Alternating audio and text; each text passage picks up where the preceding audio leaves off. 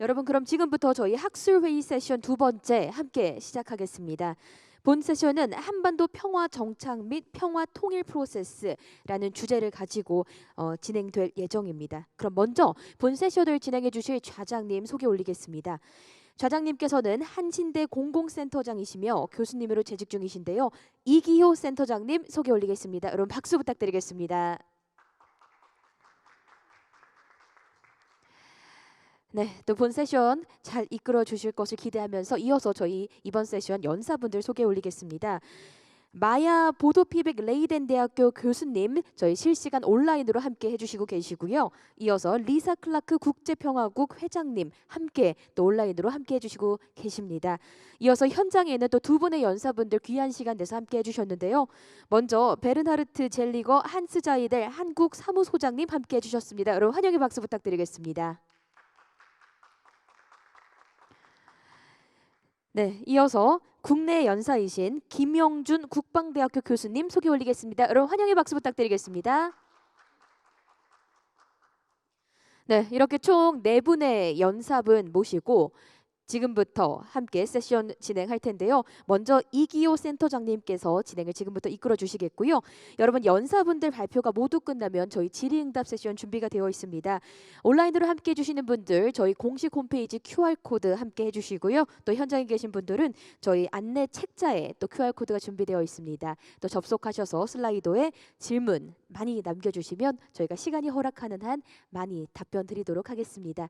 자, 그럼 지금부터는 좌장님께 마이크 넘기겠습니다. 시작해 주십시오. 예, 여러분 오늘 이렇게 함께 해주셔서 뜻깊은 자리에 이야기를 나눌 수 있게 돼서 너무 기쁘게 생각합니다. 아시는 것처럼 올해는 한국 전쟁이 발발한 지 70년이기도 하고 또 동시에 노근리 학살 사건이 있었던 70년이기도 합니다. 그리고 또 올해는 원래 우리가 좀 행사를 더 여러분들하고 풍성하게 얼굴을 마주보고 하려고 했던 행사였지만 전 세계가 뜻하지 않은 이 코로나라고 하는 커다란 위기를 경험하고 있기 때문에 이 아주 세계적으로 일어나고 있는 보편적 위기와 그리고 70년 전에 벌어졌던 이런 사건들이 오늘의 시점에서 어떻게 다시 재조명될 수 있는지를 함께 고려해 볼 수 있기 때문에 매우 뜻깊은 행사가 아닐까 생각합니다. 우리 오늘 함께 해주신 선생님들이 세계 곳곳에서 다 그 분야의 전문가들께서 참석을 해주셨습니다. 아마 여러분들께서 오늘 굉장히 흥미로운 이야기들을 많이 들으시게 될 텐데요. 제가 여러분들이 짧은 시간에 조금 더 집중할 수 있도록 아주 간단하게 말씀을 좀 드리면, 제가 이 4분의 페이퍼를 사전에 좀 읽어보았습니다. 한반도 평화 정착 및 평화 통일 프로세스, 얼핏 들으면 이런 주제로 많은 행사가 열렸습니다만 오늘 4분의 이야기는 아주 흥미롭습니다. 특별히 이 4분 이야기들 속에서 국가의 실험 또는 국가의 실패 또는 국가의 한계 또는 국가의 필요성도 있지만 국가의 야만성, 이런 이야기, 국가는 우리한테 무엇인가 라고 하는 것, 그 다음에 여러분 아시겠습니다만 여기 영동군 노근리라고 하는 작은 마을입니다. 이 작은 마을 노근리에서 이런 세계적인 학술 행사를 하고 작은 노근리의 그 피해 현장에서 여러분들하고 우리가 새로운 70년, 새로운 100년을 함께 꿈꿀 수 있는 그런 자리라는 점을 염두에 둔다면 특히 코로나 시대에 더욱 부각이 된 게 바로 이 작은 마을입니다. 그래서 우리 아마 리사 클라크 선생님께서 더 말씀을 해주시겠습니다만 아까 말씀드린 국가하고 다르게 도시, 마을, 동네, 지역, 이 로컬이 가지고 있는 힘과 에너지를 우리가 어떻게 평화의 에너지로 전환할 수 있을까, 이런 주제가 오늘 굉장히 중요하게 다루어질 것 같습니다. 그리고 또 오늘 말씀해 주시는 분들이 이 한반도의 여러 가지 경험들이 어떻게 학술적으로 논의되어 왔는지, 그리고 또 독일과 한국의 경험을 통해서 봤을 때 어떤 것이 현실적인 한반도 평화 프로세스인지, 그래서 굉장히 중요한 개념, 그리고 역사, 그리고 방향, 이 모든 것들을 오늘 짧지만 알차게 이야기를 해줄 것으로 기대를 해봅니다. 그럼 이제 본격적으로 선생님들께 말씀을 듣도록 하겠습니다. 저희가 3시까지고요. 아마 발제하시는 선생님들은 각자 15분 정도를 꼭 지켜주셔야 질의를 받고 또 이야기를 하실 수 있습니다. 또 연사분들도 사전에 협의를 못 하셨기 때문에 들으시다가 연사분들끼리 질문을 하셔도 좋습니다. 그래서 조금 더 우리가 남은 한 2, 30분은 다이나믹하게 한번 토론을 통해서 여러 선생님들의 관점을 조금 더 부각을 시켜서 우리가 좋은 지혜를 공유해 갈 수 있기를 기대합니다. 마야 보도피백 교수님께 먼저 부탁을 드리겠습니다. 혹시 마야 교수님 준비가 되셨습니까?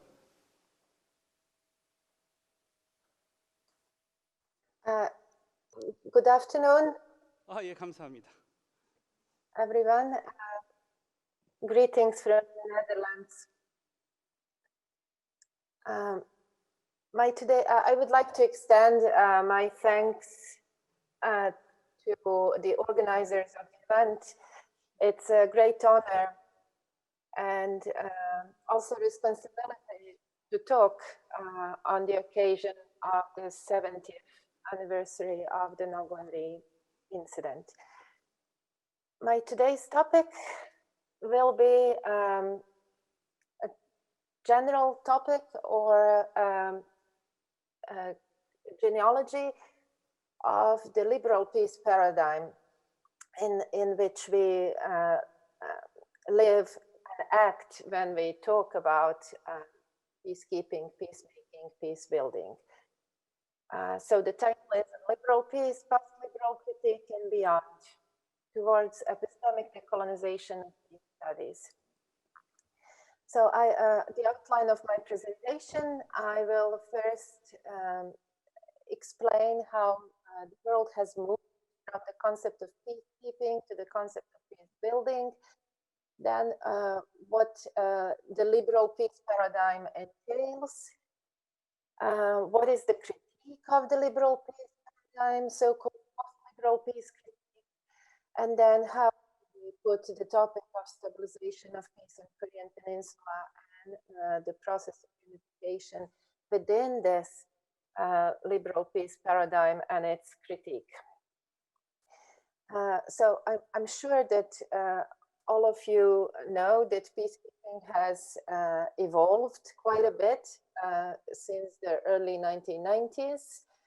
For decades after the World War II, the world has seen a sort of limited idea of peacekeeping, so-called Westphalian classical peacekeeping that was focused on containing conflict, preventing escalation, monitoring ceasefire, facilitating withdrawal of troops, and act as a buffer. The aim was to maintain stability until a political solution. The principles upon which it was based were impartiality, consent, and no force except for the self-defense of the UN troops. And it can be found in the literature that this concept of peacekeeping reflected the pluralist view of international society, which means that there was no interference in the domestic arrangement of the countries. State sovereignty was sacred, and also mutual recognition. However, you may also know that this was not the initial idea of peacekeeping. Actually, the UN Charter and chapters 6 and 7 refer to the role of the UN in maintaining peace. And while chapter 6 refers to peaceful solutions, chapter 7 envisage more robust peacekeeping, even use of force in the case of a breach of the international law. However, because of the Cold War structure, actually this peaceful Westphalian so-called classical peacekeeping was a compromise solution. And that's why it was often called chapter 6.5. The peace building and evolution of this classical peace keeping has happened with the end of the Cold War, so-called end of history, the triumph of liberal democracies who hoped that liberal democracies will expand all over the world. And since democracies do not wage wars with each other, we will not have wars anymore, and that will be so-called end of history. The time has also seen a rise of civil society, and the idea of civil society, which would take a more active role in contributing to the world peace. Mary Calder, a professor from LSE and also very close to policy-making circles of the European Union, has developed a concept of civil society with teeth and cosmopolitanism with teeth, which would which refers to a more aggressive role of the civil society in case of violation of human rights. And she also developed a very influential theory on new and old wars. She argued that the nature of wars has changed since the early 1990s, and that requires change of the peacekeeping role as well. So the times have seen expansion of international peacekeeping, global civil society, international law, and global governance. It was also a widespread belief that it requires taking sides and abandoning principle of neutrality. Calder argued that old wars prevent us from dealing with the realities of today's globalized world. NATO General Wesley Clark called NATO bombing of Serbia, for example, as not strictly a war, but a coercive diplomacy. Calder's theory on the changed nature of conflicts have been criticized by authors such as Firon and Leighton and Kalivas. However, that grounded criticism has not changed the fact that this theory influenced the policy making of the international community. So now I will move to the concept of liberal peace building. It's a post-Cold War approach to conflict management and international security. It refers to maintaining peace through multifaceted, multidimensional operations of the UN. And this concept is a reflection of a liberal project that liberal peace building will not just manage instability between states, but seek to build peace on the basis of liberal democracy and market economy. So democratization and marketization were a package that became a package that goes together. Peace building objectives were expanded as well and refer to preventing resumption or escalation of violent conflict and establishing a durable peace, addressing the underlying causes of conflict. So the understanding what the underlying causes of conflict are has also a huge impact on the solution that had been offered by the international community post-conflict setting and transitional setting as well, especially in Eastern Europe. Then to build or rebuild peaceful institutions and values, including human rights, and to build institutions of governance, so increase the capacity of state institutions, provision of public goods, and the rule of law. And the peace building scope so has widened and included a wide range of supporting activities related to security, to development, to humanitarian assistance, and to governance and the rule of law. Governance and the rule of law included democracy promotion and assistance with elections, party regulation, promoting civil society, media reform, strengthening public service delivery, human rights, reconciliation, truth, transitional justice, and constitutional drafts and amendments. 9/11 has again changed everything to a direction that is sometimes called 7.5. So UN Charter Chapter 6 and 7, and now 7.5, which would envisage even more aggressive functions for the UN troops in maintaining international peace and security. Failed or rogue states or weak states have been seen as a security threat, and also underdevelopment was seen as a reason for state failure and insecurity, which also resulted in this peace, security, development nexus. And peace building has reduced to state building as an imperative for international action. So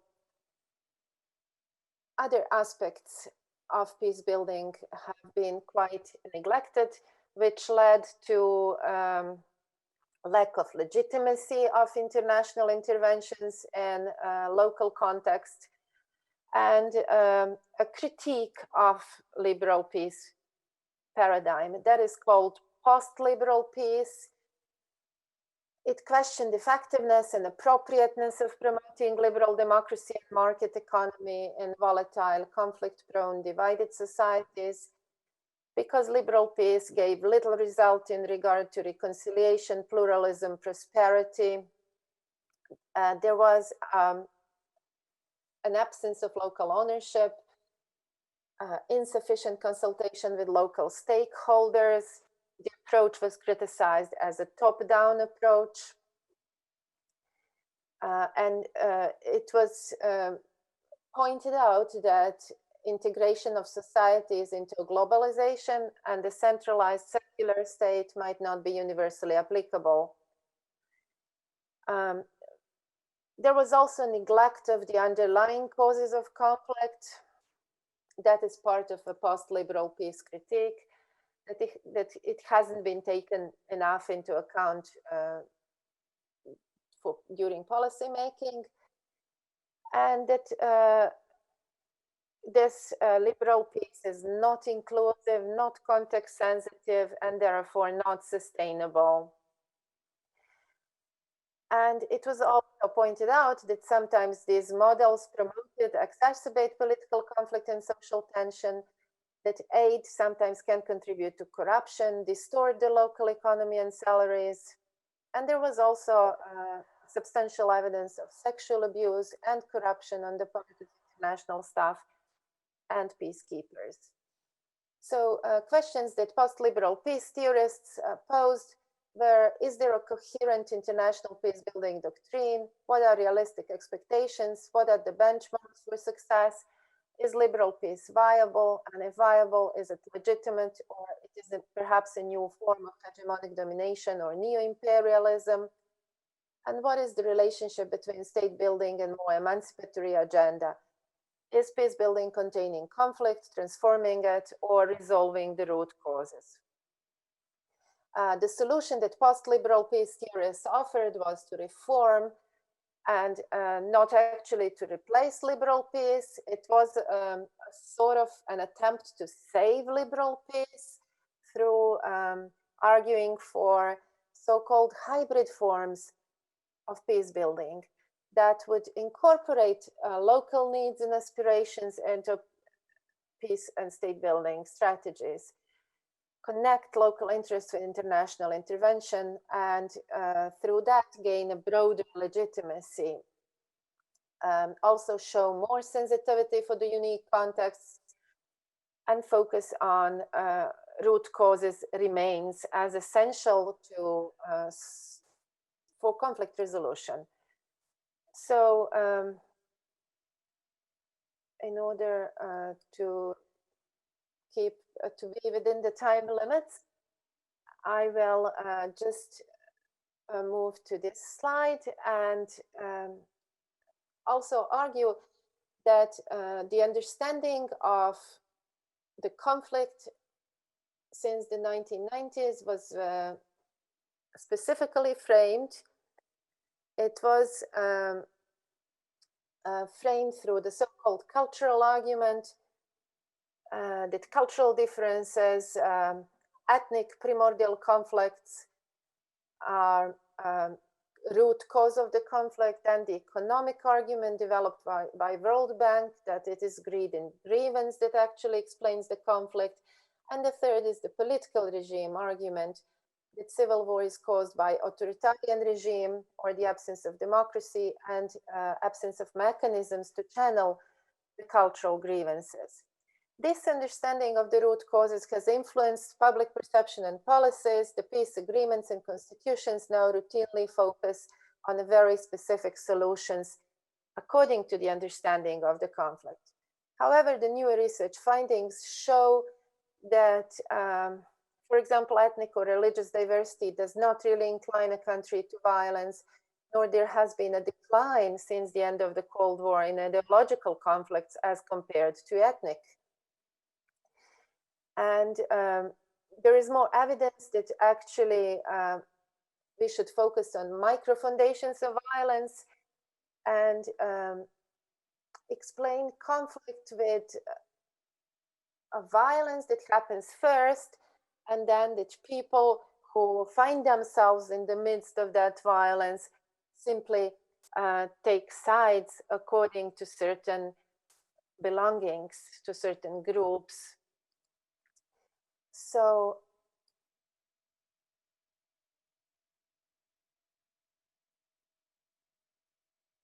I will just move to 4 types of motivations guiding the decision to intervene.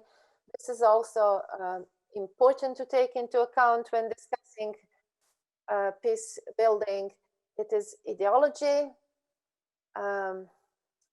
So a particular model of state, economy, and society, liberal internationalism ideology, market-friendly state is promoted, then national security interests, strategic interests, and also bureaucratic interests. So for the end, I would like to pose several questions within this genealogy of peace building, understanding of peacekeeping, peacemaking, peace building. I would like to pose a few questions for the discussion. Where do we stand when it comes to the peace process on Korean Peninsula within the existing peace building paradigm? What is necessary to resolve, and can it be resolved? What is Nogunri incident teaching us? And what are possible solutions, and how can we reach them? Thank you very much for your attention, and I'm looking forward to the questions afterwards.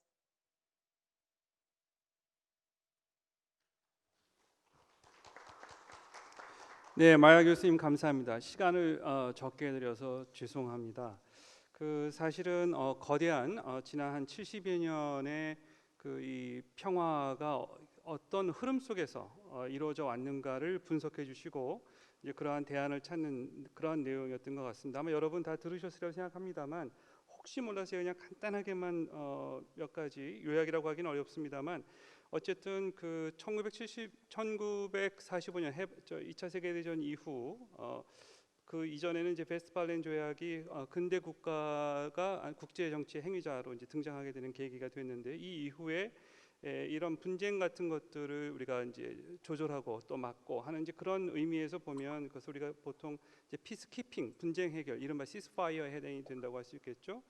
근데 이제 피스키핑에서 만족하지 않고 우리가 더 적극적인 평화, 예방적 차원의 피스 빌딩으로 어떻게 이것을 전환시켜 나가느냐 하는 것이 굉장히 중요한 과제가 되었다라고 하는 이야기고요. 이 피스키핑 차원에서 머물러 있을 때 사실은 자유민주주의와 시장이 굉장히 많이 발달해 왔는데, 이 자유민주주의와 시장 질서라고 하는 그런 리버럴리즘 혹은 신자유주의 이런 질서가 피스키핑을 더 적극적인 자세로 전환시켜 나가지 못했던 것에 대한 비평을 하신 겁니다. 거기에 대한 비판을 하셨고, 그래서 피스키핑에서 피스 빌딩으로 이 평화의 상태를 전환하기 위한 리버럴리즘에 대한 통찰과 비판을 통해서 어떠한 대안들을 우리가 마련하면 좋겠는가, 관한 이야기를 해주셨습니다. 그래서 우리가 굉장히 여러 가지를 리폼하는, 재구조화하는 작업도 중요하고 또 로컬에 포커싱하는 것도 중요하고 또 여러 가지하고 소통해서 굉장히 하이브리드적인 그런 연결, 그리고 더 중요한 것은 전쟁 상태가 없는 것이 아니라 근본적인 원인을 해결해야 되는, 그래서 훨씬 더 뿌리의 그 원인에 우리가 좀 더 초점을 두어야 한다. 이제 그런 말씀을 일단 해주셨고, 끝으로는 이제 그런 맥락에서 봤을 때 다시 말하면 우리가 이제 정전 협정을 우리가 이제 지금 평화 협정으로 전환시켜야 되는데, 그러려면 결국은 피스 빌딩에서 피스 키핑에서 피스 빌딩으로 전환하는 과정이 필요한데, 그 과정은 우리 한국적 상황에서, 한반도 상황에서는 어떻게 가능한지, 또 어떤 관점에서 이것을 이해해야 하는지, 그리고 노근이가 시사하는 바가 무엇인지, 이런 질문을 또 던져 주셨습니다. 예, 대체로 그런 그 전반적인 이야기를 해주셨고요. 이번엔 좀 포커스를 조금 더 한반도 문제에 집중해서 우리 김영준 교수님께 이 한반도 문제, 특히 분단 문제를 어떤 식으로 우리가 이해하고 있는지 아마 그런 내용을 여러분들에게 알기 쉽게 말씀해 주시라고 생각합니다. 예, 그럼 김 교수님 부탁드리겠습니다. 네, 귀한 자리 초대해 주셔서 감사드리고요. 앞에 발표 잘 들었고 여기 오신 패널 분들하고 함께 시간을 보낼 수 있다는 게 굉장히 영광스러운 자리인 것 같습니다. 저는 크게 두 가지 의미로 이제 15분 정도 발표 내용을 좀 구성을 했는데요. 먼저는 제가 이제 국제 정치 사학자로서 노근이 사건을 포함한 6.25 전쟁이 한국 전쟁이죠, 외국에선 한국 전쟁이 어떤 식으로 우리의 메모리, 기억 속에 남겨져 있는가에 대한 변천사를 통해 가지고, 후반부는 정책 부분이죠. 한반도 비핵화라든가 한반도 평화 프로세스, 우리 지금 미국 대통령 선거에 주목할 수밖에 없는 이유도 재미도 있지만 우리의 운명에 결정적인 영향을 미치는 대통령이기 때문에 우리가 주목을 하면서 한반도의 평화 프로세스가 어떤 식으로 펼쳐질지에 대한 기대와 우려를 같이 있기 때문에 우리가 주목할 수밖에 없는 거거든요. 네, 후반부는 이제 그런 한반도 평화 프로세스에 관련한 제가 관련하고 있는 업무에 대해서 같이 소개를 하겠습니다. 일단 저희 기억으로서의 한국 전쟁을 얘기 드려야 될 것 같아요. 저는 이제 제목엔 메모리라고 얘기를 했고, 학계에서는 히스토리오그래피라고 얘기를 합니다. 역사 학계에서는 역사학자들이 어떤 식으로 사건에 대해서 기억을 담론화시키고 그거를 학술화시키는 작업을 저희가 히스토리오그래피라고 얘기를 많이 하죠. 과거는 현재와의 대화이기 때문에 이에치카의 격언처럼 우리가 그 시대상을 반영한 6.25 전쟁사를 기억할 수밖에 없죠. 1950년대 직후에는 분노와 증오의 시대였죠. 전 세계적으로 그렇고 전쟁에서 참여해서 적에게 죽음을 당한, 가족을 희생당한 사람들의 분노는 극에 달했습니다. 그렇기 때문에 전쟁에 책임 있는 김일성, 스탈린, 모택동을, 마오쩌둥을 중심으로 전쟁의 책임자를 비난하고 그거에 대한 우리의 어떤 재발 방지를 위한 보훈, 그리고 어떤 보복 정신이 승화돼서 애국주의로 갔었죠. 군사주의 정권에 이게 강화되면서 1980년대까지 우리는 5공화국, 6공화국 시절까지 교련 수업을 통해서 학교 현장에서는 그런 보복심을 강화시켰고, 군의 군사주의가 확산되면서 한국과 북한은 양 게리슨 스테이트가 상호 작용하면서 정권을 연장시키는 그런 기억들을 갖고 있습니다. 그 시절에 기억하는 우리의 한국전쟁은 다시는 이런 일이 일어나면 안 되고, 전쟁에 희생했던 사람들에 대한 어떤 보훈과 우리의 보복심, 그리고 절대적인 군사력을 길러야 된다는 것들에 대한 기반으로서 이런 역사학들이 발전이 돼 있었죠. 외국에서도 마찬가지겠죠. 주한미군이라든가 참전했던 사람들의 희생을 기리면서 스탈린이라든가 김일성의 전쟁 책임자를 비난하는 역사학자들의 연구가 주류를 이룹니다. 그때는 미군들이 본인들의 기록을 갖고 센터 포 아미 밀리터리 히스토리 같은 데서 사우스 투 낙동이라는 책들이 쏟아져 나오면서 한국전쟁사는 어떤 전쟁 책임자를 비난하는 역사로 기억을 많이 하고 있죠. 그 이후에 어떤 시대가 오죠. 1960년대, 70년대 드디어 전 세계에 변화가 오죠. 바로 베트남어에 대한 반전 시위가 전 세계를 휩쓸면서 진보주의 시대가 열립니다. 미국 정부에 대한 비판적인 진보 진영의 젊은이들의 시위가 커지고, 우드스탁 페스티벌이라든가 68 혁명, 그리고 히피족들, 존 레논의 이메이진 노래 같은 것들이 확산되면서 전 세계 반전 물결이 주류를 이루고 있습니다. 학계도 냉전사를 중심으로 위스콘신 학파라고 미국의 책임을 거론하는, 냉전의 책임이 스탈린뿐만 아니라 미국 제국주의의 어떤 야욕이 만든 결과물이었다는 미국 내 지성인들의 내부 비판적인 글들이 쏟아져 나옵니다. 대표적인 게 윌리엄스, 애플맨 윌리엄스 같은 위스코신 역사학자들이 냉전의 역사의 책임을 미국에 물은 것이죠. 이런 것들에 대한 영향을 한국전쟁 학계에서도 영향을 받게 됩니다. 우리가 대표적으로 기억하는 분이 바로 브루스 커밍스라는 시카고 대학 교수입니다. 저도 이제 미국 유학 시절에 브루스 커밍스, 찰스 암스트롱 같은 진보적인 역사학자분들과 어떤 밀리터리 히스토리라는 보수적인 역사학자분들한테 연구 사사를 받으면서 균형 잡힌 연구를 하려고 노력을 하고 북한 인민군에 관한 책을 냈었는데요. 그 브루스 커밍스의 젊은 시절에 북한의 노획 문서를 미국 사고에서 발견을 하게 되죠. 그 북한 문서가 왜 거기 있었느냐? 평양에서 유엔군이 점령을 했을 때 수백만 장의 서류들을 정보부대가 일본의 태평양 사령부로 옮긴 다음에 일단 워싱턴으로 옮겨 놓게 됩니다. 그래서 지금 칼리지 파크라고 하는 메릴랜드의 내셔널 아카이브, 그 국립문헌보관소에 공식으로는 북한 문서가 처음으로 수백만 장이 보존되게 된 이유입니다. 젊은 브루스 커밍스는 젊은 시절 인턴으로서 그 문서들을 접하게 되고, 여태까지 6.25 전쟁에는 한국인들이 등장하지 않았었거든요. 6.25 전쟁 학계에서는 전부 다 스탈린과 트루먼에 관한 얘기, 메가더와 마오쩌둥에 관한 얘기만 있었는데, 브루스 커밍스라는 젊은 학자가 한국전쟁은 한국인들의 이야기야 라고 하면서 처음으로 역사학계에 코리언을 등장을 시킵니다. 이승만, 김일성이라는 꼭두각시 정부라고 하는 그 당시 미국 학자들이 부르는 사람이 유일한 등장인물이었는데, 6.25 전쟁이라는 무대에 처음으로 코리안을 올린 것이죠. 그분이 지적한 게 두 가지죠. 한국에는 굉장히 많은 모순적인 문제들이 쌓여 있었다. 하나는 친일파 청산이고 하나는 토지개혁 같은 계층 갈등이었다. 이 두 가지 문제가 1945년 이후에 해결되지 않았기 때문에 이 계층 갈등과 친일파 청산에 대한 의견 차이가 전쟁 직전의 상황으로 위기로 치닫고 있었다라는 얘기를 처음으로 미국 학자로서 전 세계에 있는 사람들에게 소개를 한 겁니다. 한국에는 그 브루스 커밍스의 책을 읽은 그 당시 1980년대 운동권 젊은이들이 한국전쟁의 기원이라는 책을 처음 접하고 미군정이 해방 전후사에 대한 어떤 냉전적인 정책 때문에 한국의 친일파 청산이라든가 토지개혁 문제를 정확히 다루지 못했다는 어떤 미군정에 대한 브루스 커밍스의 비판을, 그 당시 이제 운동권들은 5.18 문제에 대한 미국의 책임을 찾고 있었기 때문에 연결을 해서 어떤 미국에 대한 비판에 대한 어떤 교보제로 많이 활용을 하고 몰래 책을 많이 읽게 되는 그런 시대적 상황까지 처하게 된 것이죠. 브루스 커밍스라는 학자의 원래 목적은 국제 학계를 대상으로 또 코리안 원은 코리안스의 원하는 걸 등장시키기 위해서 한국 내 문제를 소개시켰는데요.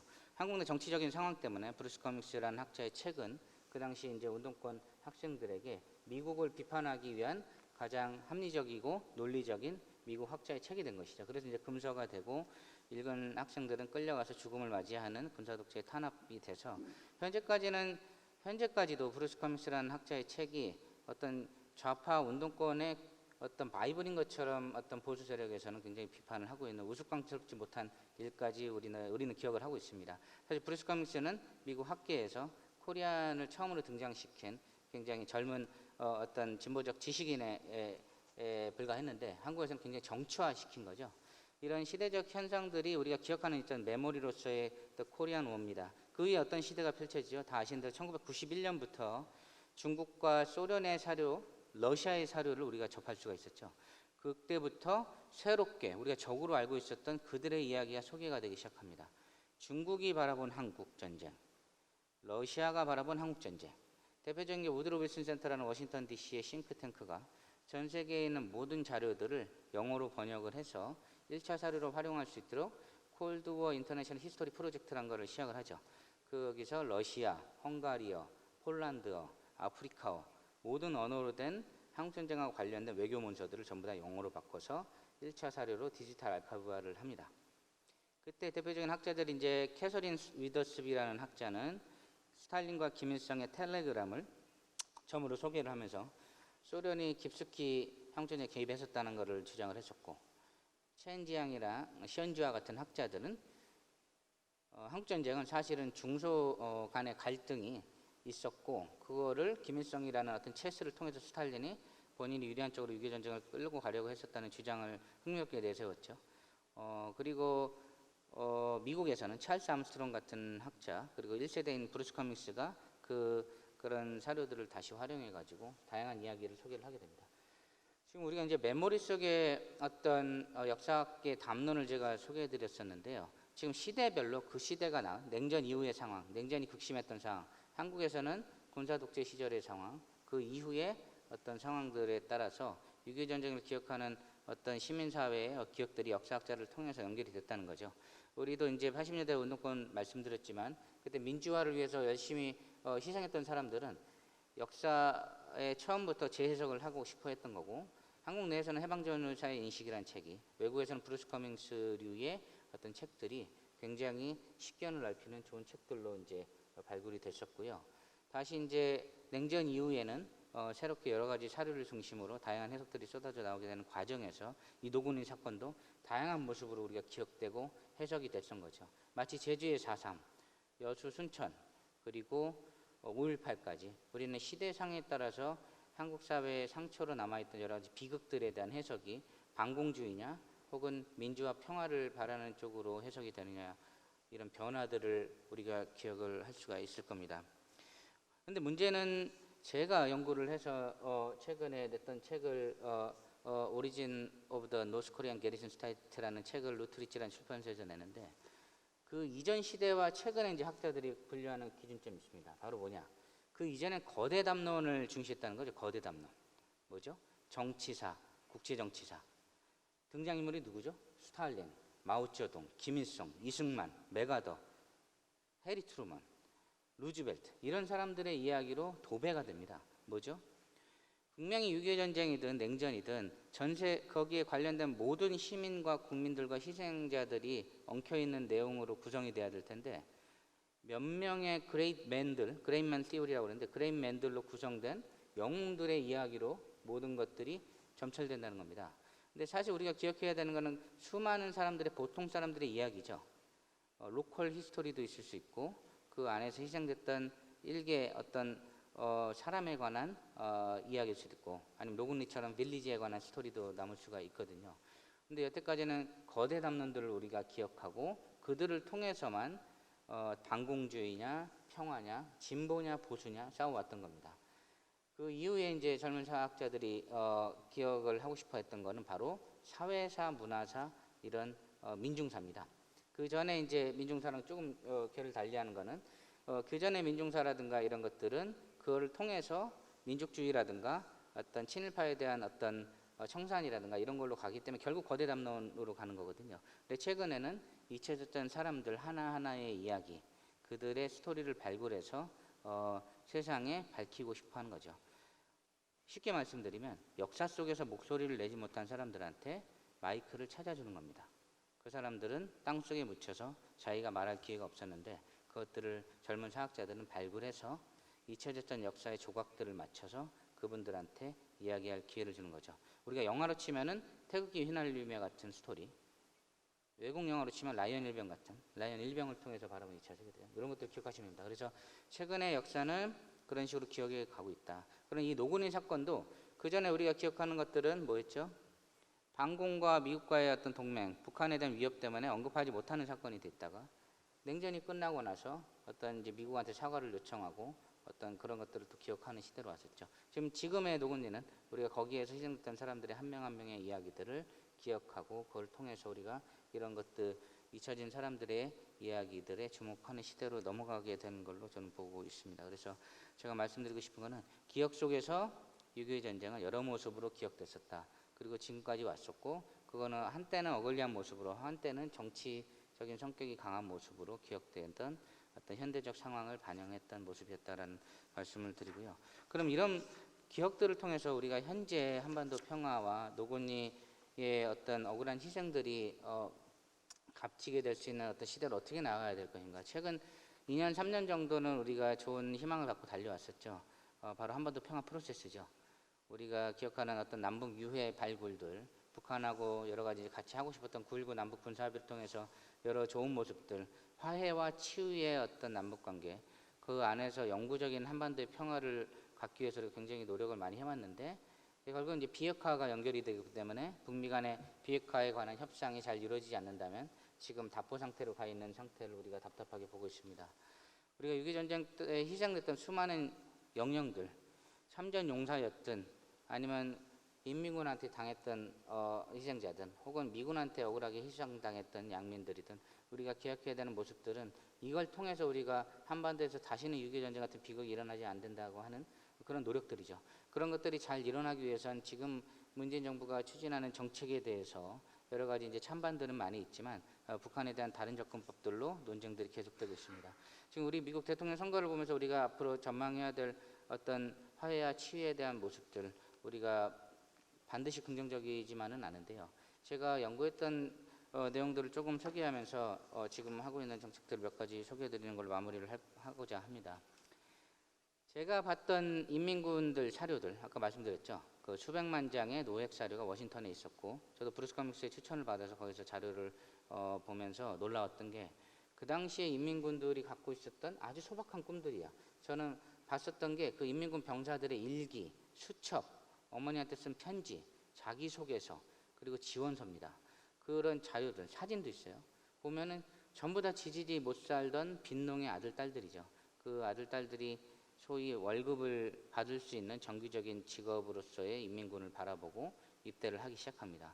우리는 어떤 모습으로 기억을 하고 있죠? 김일성한테 세뇌받은 로봇 같은 공산주의 전사들이 하전사들이 총을 들고 날뛰면서 양민을 학살하는 모습으로 우리가 지난 70년을 기억을 해왔는데요. 제가 봤던 인민군들의 모습은 우리 지금의 북한과 대한민국의 젊은 청년들하고 다르지 않은 모습이라는 거죠. 사람의 모습을 한 성공과 가족의 안위를 걱정하는 인간의 모습이었다는 거죠.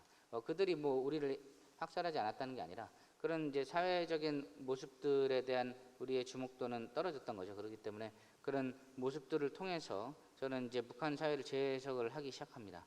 바로 김일성은 중상층을 확대하면서 그런 젊은이들을 통해서 본인들의 레지티메시, 합법성을 확대하기 위한 정치 전략을 썼고 지금 김정은 시대의 어퍼 미들 클래스라고 하는 북한의 중산층도 이제 그들의 후손인 것이죠. 지금 북한 핸드폰을 갖고 있는 사람이 몇 명이죠? 400에서 500만 정도 되고 평양에 살고 있는 사람들 200에서 300만이 되죠. 김정은 위원장 입장에서는 이들을 핵심으로 하는 앞으로 40년 통치를 위한 집권 전략을 추진하고 있는 겁니다. 근데 핵심은 뭘까요? 경제 개발을 통해서 해야겠는데 그것들을 중국에만 의존하면 안 된다는 것이죠. 우리가 이제 북한에 대한 역사라든가 이런 것들을 바라보면은 중국으로부터 벗어나고 싶은 것들이 북한 역사의 절반입니다. 이 제국주의와 어떤 한국에 대한 적개심이 절반이면 나머지 절반은 중국으로부터 간섭을 벗어나기 위한 노력의 연속인 것이죠. 우리가 이런 부분들은 많이 익혀지고 있는데 북한 초등학교 교과서만 보면 아십니다.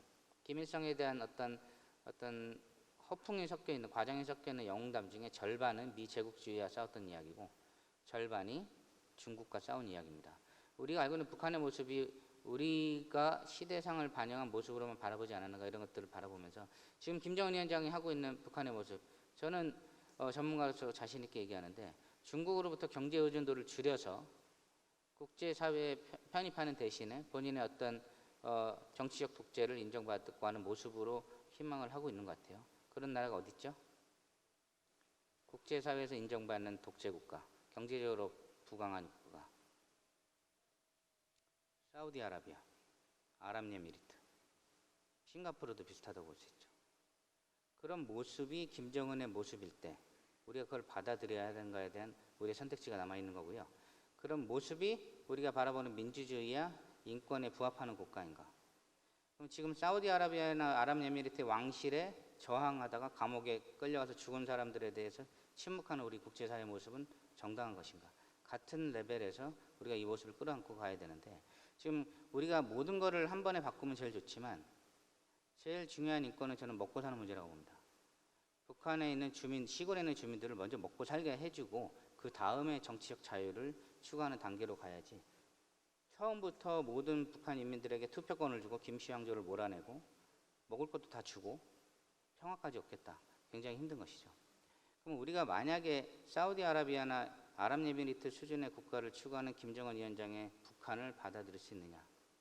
그런 거에 대한 정책적 논쟁부터 우리가 새로 출범하는 미국 행정부하고 함께 이 북한을 어떤 식으로 우리가 포용하고 어떤 식으로 한반도 평화 프로세스에 적응할 수 있게 하느냐를 고민해야 되는 게 우리의 과제라고 봅니다. 저희가 오늘 포커스는 이제 정책에 관한 문제가 아니기 때문에 오늘 이런 노군리 사건의 어떤 비극을 어떤 남북 간의 화해라든가 북미 간의 화해라든가 남북 미중 러시아까지 포함한 전쟁 당사자들의 어떤 화해와 상처와 치유를 통해서 어떻게 하면 이분 영령들이 추구했던 전쟁 없는 한반도, 분단 국가를 일정 부분 우리가 용인한다면 전쟁 없는 신라 백제로 우리가 어느 정도 갈 수 있는가에 대한 정책적 함의로 이어되지 않을까. 저는 지금 하고 있는 여러 가지 이제 청와대와 국방부하고 연구들이 그런 쪽이기 때문에 오늘 연구하고 연결해서 한번 말씀드렸습니다. 감사합니다.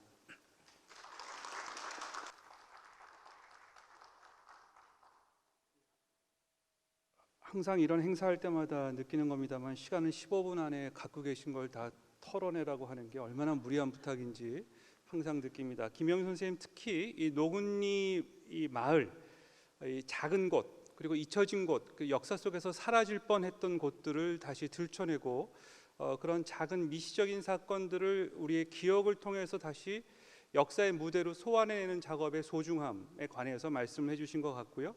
그것이 어떻게 보면 우리가 흔히 전쟁사는 항상 주어가 국가 혹은 영웅이었지만 이제는 우리 생활 속에서 잊혀진 것들에 대한 작은 소중함 그리고 그것에 의해서 역사가 어떻게 다시 씌워질 수도 있는지 그런 여러 가지 그 시사점을 던져주셨고 그런 맥락에서 우리가 북한을 어떻게 접해야 할지에 관한 문제 제기도 해주셨습니다.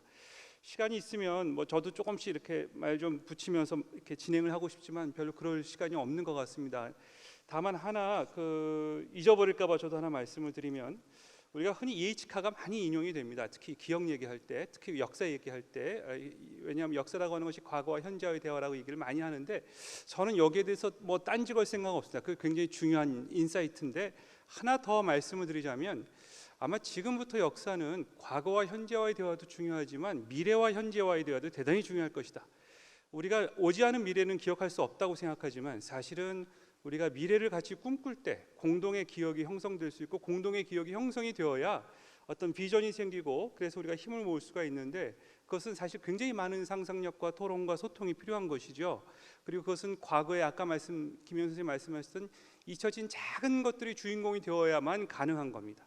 그래서 우리가 특정 정치인의 의지와 무슨 정책에 끌려다니는 것이 아니고 이제 아마 그런 새로운 그 기억의 에너지 그래서 우리가 공동의 미래를 이런 노근이가 과거를 기억해낸 것처럼 우리가 미래를 기억해낼 수 있는 것 그것이 한반도에서도 이루어지고 또 아시아에서도 이루어지고 특히 동북아에서 이루어질 수 있다면 얼마나 좋을까 이런 생각을 잠시 해보았습니다. 자 그러면 이번에는 조금 시야를 다시 좀 넓혀서 독일과 한반도를 좀 비교하고 또 유럽과 동아시아를 동시에 또 비교할 수 있는 그래서 로컬과 로컬, 내셔널 대 내셔널, 리전 대 리전을 한번 좀 비교해 볼 수 있는 그런 어떤 비교사적 그 퍼스펙티브를 우리한테 주실 수 있는 우리 한스 자이데 재단의 베르나트 젤리거 소장님을 모시고 말씀 듣도록 하겠습니다. Thank you very much, Professor Lee, and I'm really very grateful to be here. And also I have to say I'm quite humbled by what I saw yesterday and today, these very heavy debates about dignity and about the emotions and about the transcendental we had this morning. But the fact remains that North Korea is there, and we want peace for now. Not the past is important, clearly, and we talk about the Korean War as 50 years ago, but we have the Korean War ongoing today, so what can we do there? And I hope my paper fits in. It's an academic session, but I have to admit the main sources of my paper come really also from personal experience. Once in Germany, because I belong to something you would call Isankarjok here, that is a part of my family lived in East Germany. I grew up, I will freely say, gratefully say, I grew up in the West, not in the East. I'm very happy for that. But I could visit my relatives, not every year, but quite frequently. was very normal in the German case, and we'll come back later to that, how that might relate to our case. And the second one is that in Hans Seidel Foundation, since at least 10 years, we try to bring together in a quiet dialogue small groups of North and South Koreans. And that's something which I find the most important thing, to create peace now. And as I understand, this year the NCCK got the Peace Prize of Nogonri and the National Churches of Korea, and I find that very important. And I remember myself, I was happy enough to be part of a meeting of North and South Korean Moksanims in Germany. It must have been 2008. It's very important, I think. We have few time, and so I only will bring a few messages. Those of you who want more, you have to read the paper.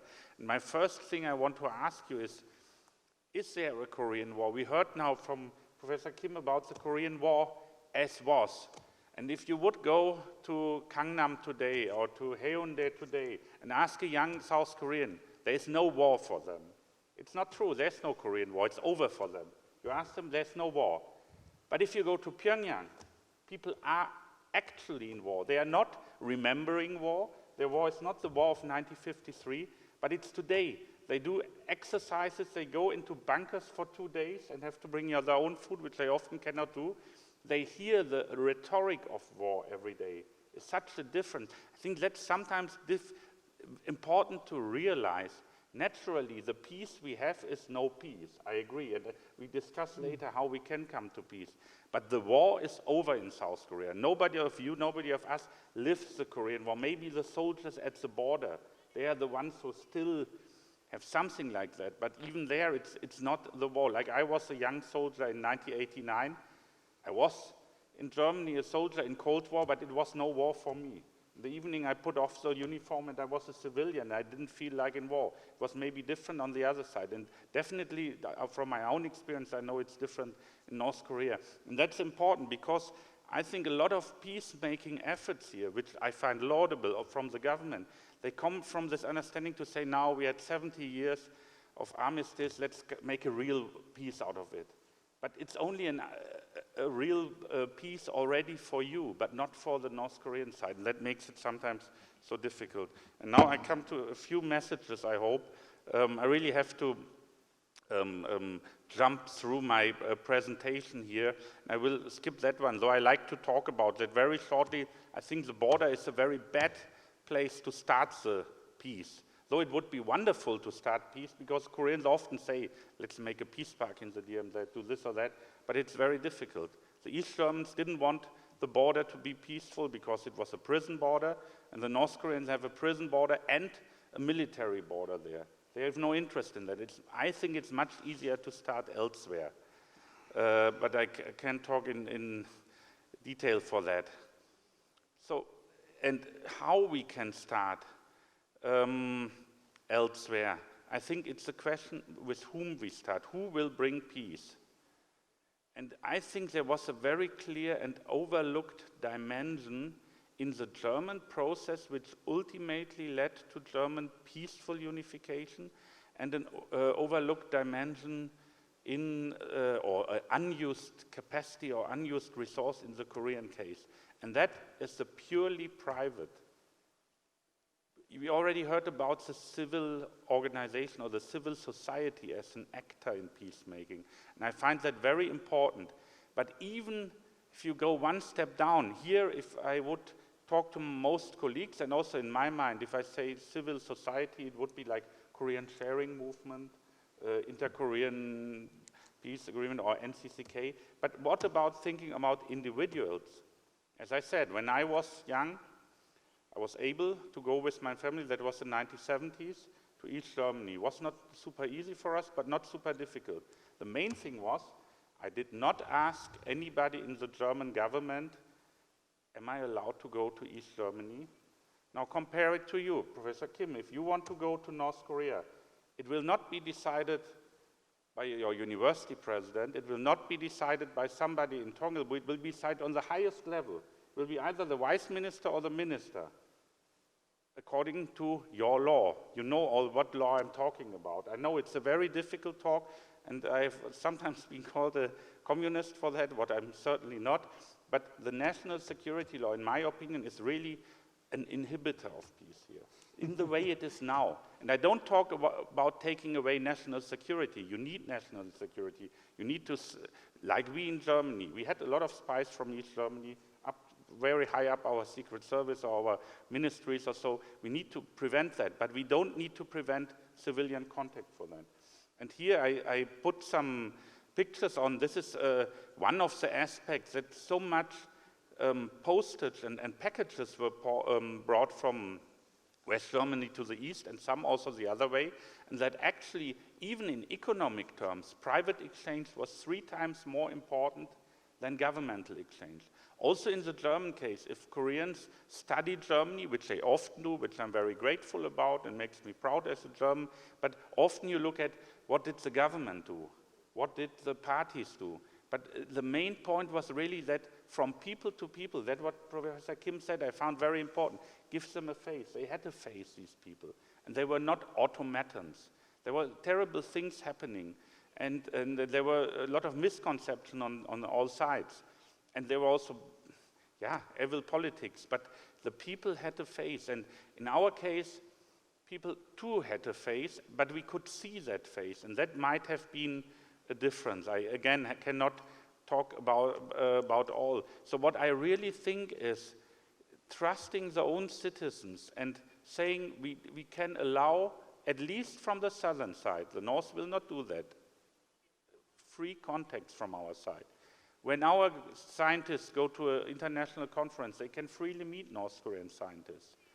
And even I would say the government should support that, the North Korean side, I mean, that they create these efforts or that's events where North and South can meet. That will give the other side this face, and that will then ultimately also bring the trust which is needed to create peace. Because the lack of trust, and there I have to say, Park Geun-hye was completely right when she said trust building is the thing. Unfortunately, she couldn't or wouldn't do it in the end. But it was right, the lack of trust is the main issue, and it's today the main issue, as it was before. And now it's a lack of trust of a government, Moon Jae-in's government, who probably was more sympathetic than all other governments before to the northern case and to the peace case. But even that doesn't help without a foundation in the purely private realm.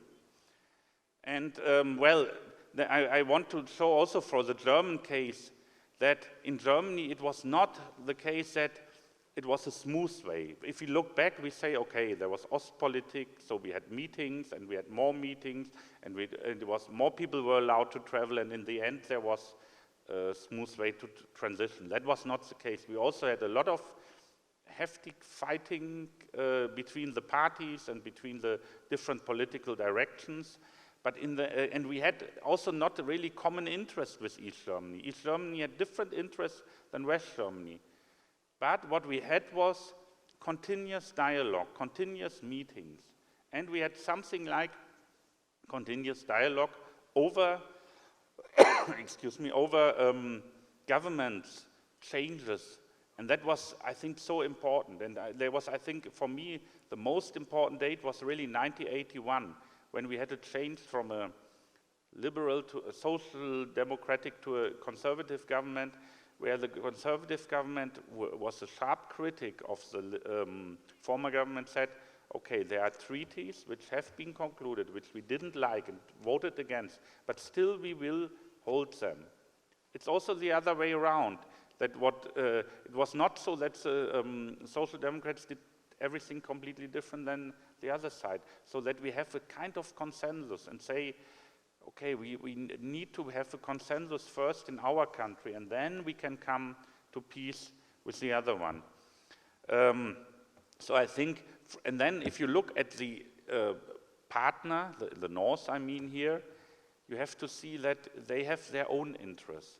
And actually it's difficult for them to deal with South Korea, because every 4 years you elect a new president, and he sometimes does completely the opposite of that what the previous president did. So they say, okay, we wait. Same with America. A new president coming, maybe it's better. Maybe we wait another 4 years. And so there will be never peace. So what I think there is really You could recognize they have their own interests, ideological interests, which are not helpful for peace, certainly. They have economic interests, but they are not to be bought. Also East Germany, it's not simply you give them money, you offer them incentives and they will change. That doesn't work so, because they are very clear that the ideology has to be maintained. But they have political interests, and in our case, in German case, I think that was the main mover to say they wanted recognition. And from my visits to North Korea and my talks there, I would say North Koreans now as private people again, they don't like that their country is a pariah state. They see that they're in very few agreements, they have very few possibilities to act normally. To give them this normalcy is something they want. And you can trade for that, actually, I think. You don't give it for free. Just not generously say, okay, let's make a peace treaty, but you can say that's something they want, and we want also something. Meetings, we want more, maybe secure environment, etc. So I think that would be a point to come maybe towards cooperation. And then, that's my last words here, it's maybe reiterating what I had from the German experience. I am not a fan of great projects, and I realize the great projects are proposed in a very honest will for peace. Namely, for example, we want a common railway, we want a gas pipeline, we want a peace park in the DMZ. So all of these are good projects. They have only one problem: they never work.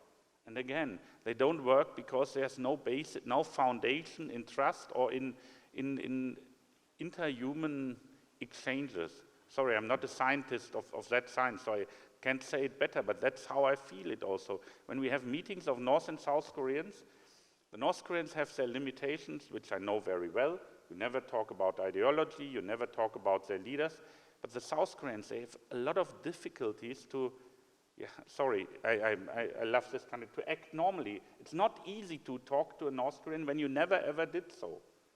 And actually I have many South Koreans also whom I said, let's go and meet this or that person. They are in Germany, you can also come. They recline and say, no, can't do that now. So that's what I think is that these big projects which we saw in the past, or this announcement of big projects, are not really good to come to a peacemaking, but rather we need many small steps, many small meetings. And I would really encourage you to take any chance to take these small steps and to allow the citizens to do them themselves. And even if there's one who comes back and is happy with North Korea's ideology, which I don't believe, you will survive it because you are a strong democracy, you are a strong market economy. In East Germany, in West Germany, we could buy Neues Deutschland, New Germany. That was a Nodong Shinmun of East Germany. How many people bought them? A few crazy people and a few scientists. And nobody became convinced because of that. And I would tell it's the same here. If you open their websites and let them sell their things here or don't block their TV, nobody will become convinced of their ideology. But it would be a sign that you are the strong side, not the weak side, and that you are the liberal side in letting these things allowing. And I think we had, as in our foundation, also a few fields like environmental cooperation where this was possible. Unfortunately, can't talk a lot about this here, and you see how much I jumped through. So my conclusion would really be, one thing is talking about unification specifically, or peaceful unification, might be too much. It might scare the North Koreans. Really taking steps towards normalization would be the first one. In Germany, we almost never talked about unification, maybe too few, but and here people complain, say the young people don't think of unification. That's true, but young West Germans also didn't think of unification. It will be the North Koreans who will come and want it when the time is arrived. And I think to be realistic, North Korean goodwill is not much there. And the Koreanness, the being together is not enough, but you have to offer them really something which is according to their national interest. And then the most important, build a national consensus in the South here. Without that, you will never have a consensus with the North. Only group-wise, then you can say you have a group of South and North Koreans who agree, but that will split your society. And finally, that I think really small steps are beautiful, those you can do today. And even with the national security law, and even with the setup you have in politics, you can arrange meetings, and I really commend everybody like the NCCK who does that. That's, I think, the most important for peace more than any grand scheme. It was a little bit jumping along my arguments here because of time, but I hope I was not too long, and I'm really, again, honored to be here and looking forward to discussion. 감사합니다.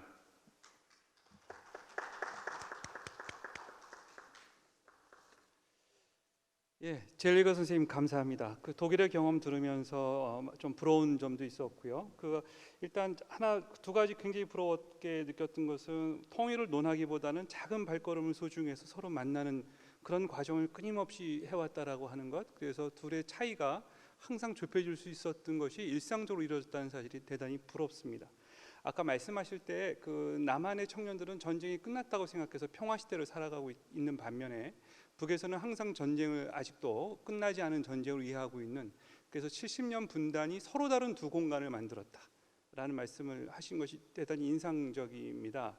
아마 2016년에 김정은 위원장이 그 30분 시간을 변경했죠. 그래서 이제 우리하고 이제 같은 시간도 이제 다른 데에 쓰겠다, 이제 그런 얘기가 되었는데, 아마 그래서 남과 북 사이의 시차를 조절하는 문제도 굉장히 중요하고요.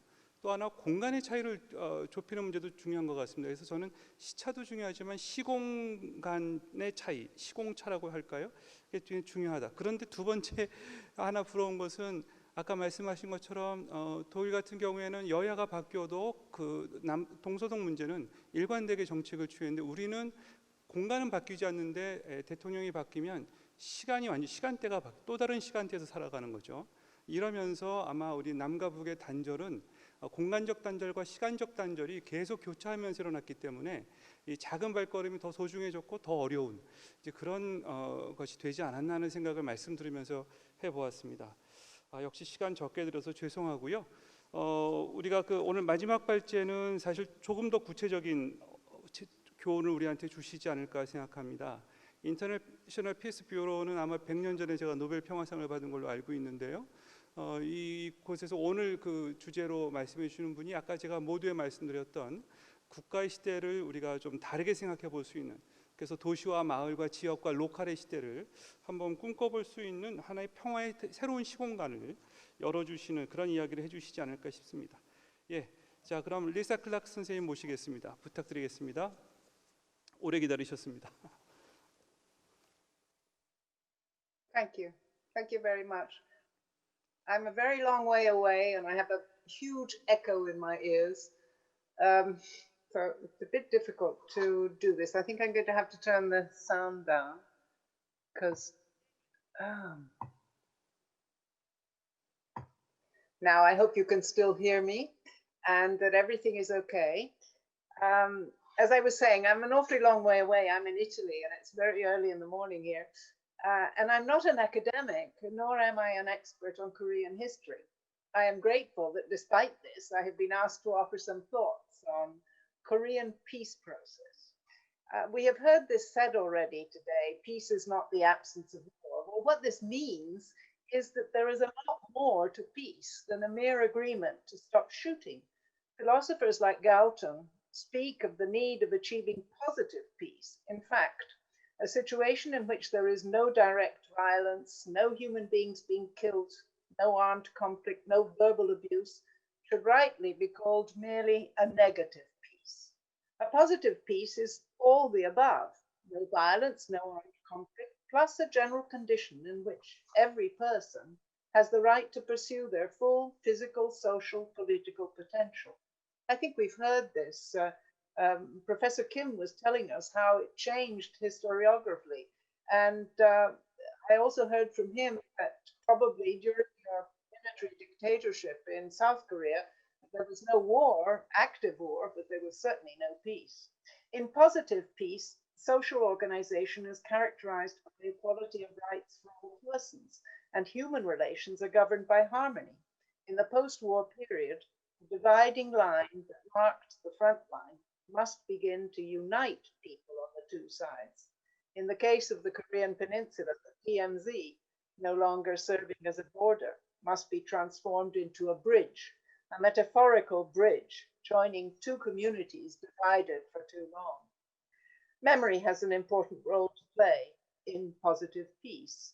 The process of positive peace must be based on it. But there is a difference between national memory and the individual memory of persons and their experiences. National memories can be and have very often been misused. I have many stories, especially from former Yugoslavia, that I could tell about how old memories were dug out from hidden places and distorted to evoke popular anger, which then served to fuel the aggressiveness and the enmity, the verbal and then physical violence, and ultimately the wars. For this reason, the process of sharing memories by individuals and local communities is essential to prevent those memories from being hijacked by others who may have a different agenda. Memories of pain, of suffering, of crimes, like Nogun massacre, to ascertain the truth. To give another example from former Yugoslavia, with the best of intentions, at war's end, Tito's government did not attempt to ascertain the truth concerning some of the worst massacres between the constituent peoples of Yugoslavia. And 45 years later, those fomenting war on each side were each telling their own story, using distorted facts to inflame people and urge them to seek vengeance. The full participation of civil society in truth and reconciliation commissions, over and above the purely juridical role of these commissions, like the famous TRC in South Africa, is a very useful process towards positive peace. There, individual perpetrators are asked to admit their crimes. Is there there's some, okay.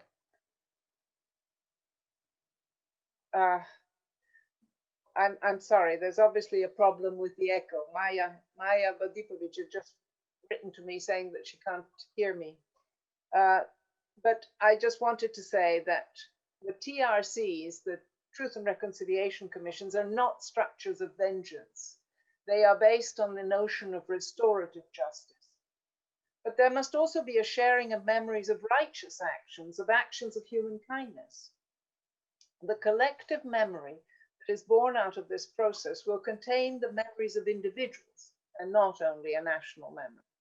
And in exchanging memories over the bridge that once was the dividing line, it is important that everyone is willing to listen to memories of others. The principle should be that your memories are just as worthy as mine. This has very much an echo of what Professor Kim said in reading the letters home by the North Korean soldiers during the war. They had a human face, he said. Well, exactly, on both sides. But we must never be afraid of admitting to crimes committed in my name, by my side. Always a crime is a crime, and the truth must not be concealed.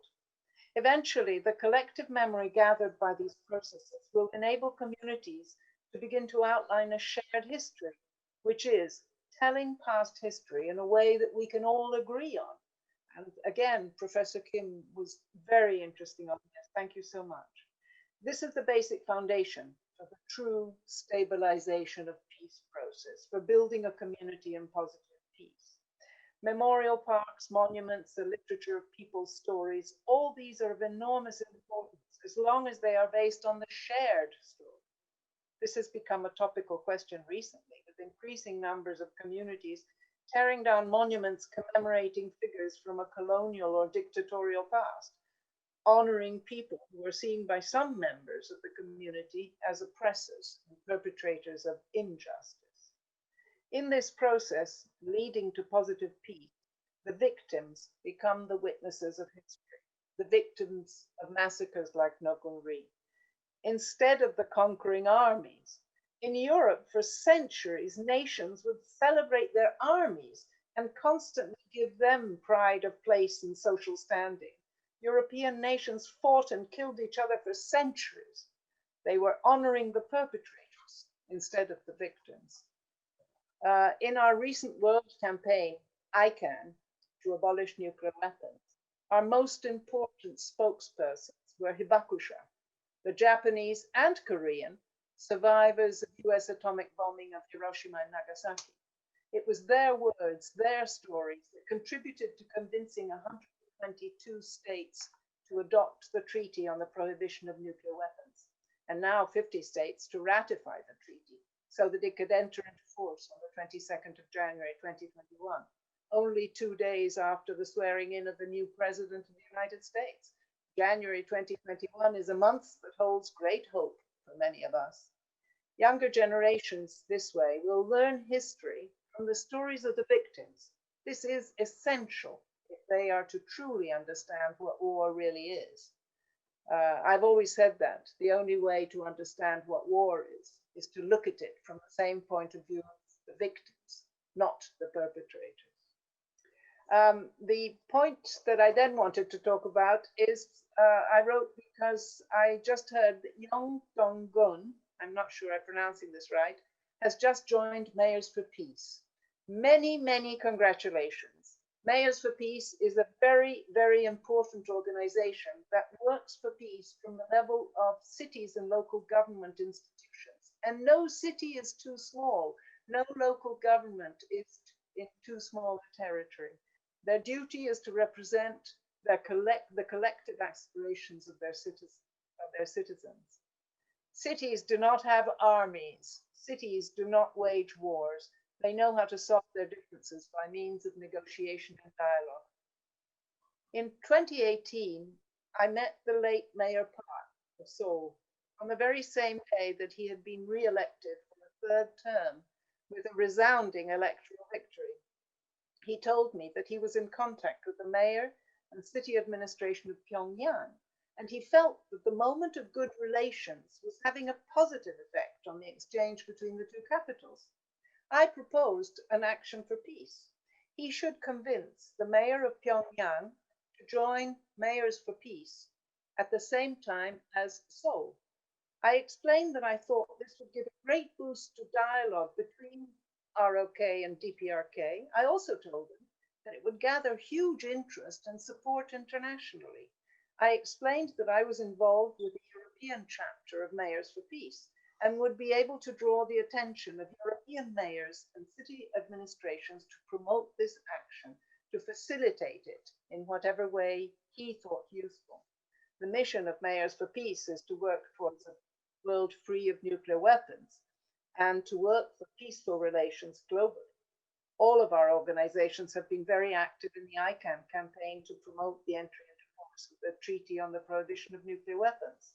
As part of our nuclear disarmament actions over the years, we have also endorsed the establishment of the Northeast Asia Nuclear Weapon Free Zone, which would have the same member states as the six-party talks.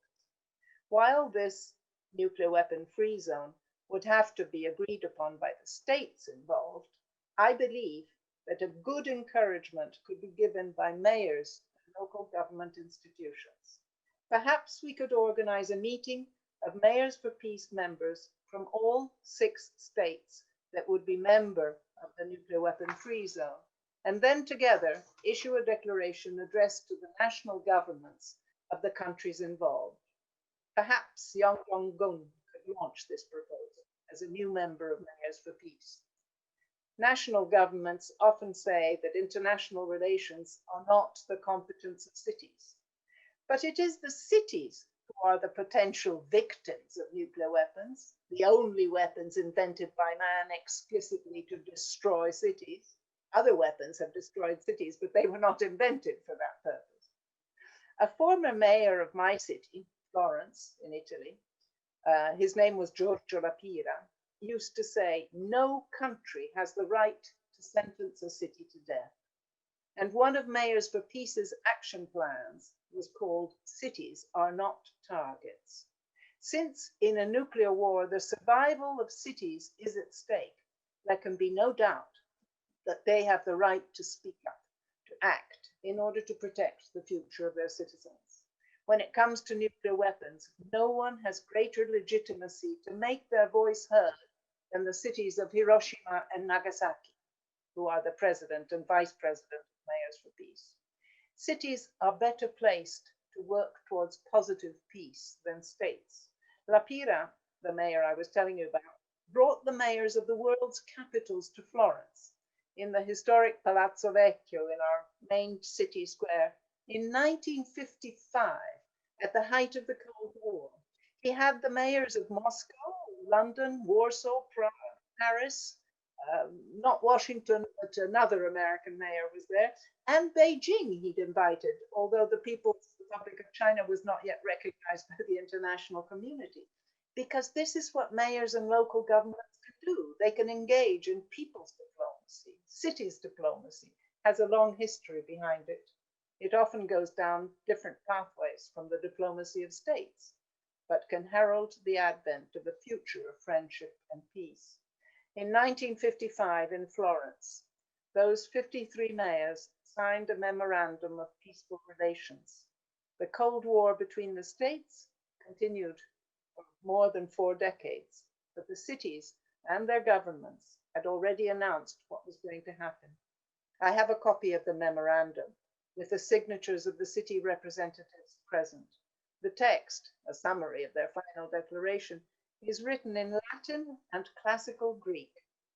The world has changed. We would write it in English today, but we must not forget that the civilization of which our cities are the heritage comes from centuries ago. And as La Pira famously proclaimed, our duty is to preserve our civic communities for future generation. And here our moderator, Professor Lee, was very interesting when he said we should have a dialogue between the present and the future. And as Nobel laureate President Kim Dae-jung well understood, he drew the inspiration for his wonderful and successful sunshine policy from one of Aesop's fables, written many centuries ago in classical Greek. Thank you.